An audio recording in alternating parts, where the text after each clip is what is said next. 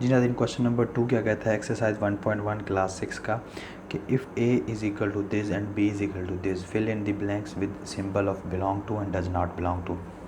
याद रखें कि बिलोंग टू का मतलब होता है कि उसका ताल्लुक़ होना और डज़ नॉट बिलोंग टू का मतलब होता है कि उससे कोई ताल्लुक़ नहीं है। जैसे आपको पता है डज़ नॉट, ये बिलोंग टू को हम मैथमेटिक्स में यूँ रिप्रेजेंट करते हैं, और अगर डज़ नॉट बिलोंग टू हो, डज़ नॉट बिलोंग टू, तो हम बिलोंग टू के ऊपर एक लाइन लगा देते हैं।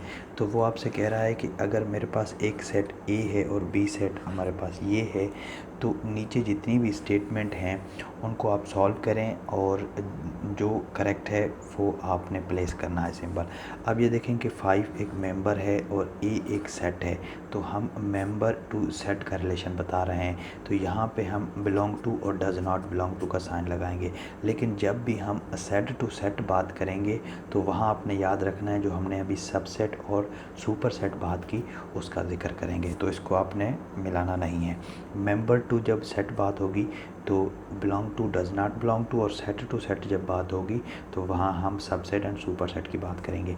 तो हमारे पास 5 डैश ए, अब ये देखें कि 5 जो है क्या सेट ए में बिलोंग करता है, तो बिल्कुल बिलोंग करता है, तो मैं यहाँ पे बिलोंग टू का साइन लगाऊंगा।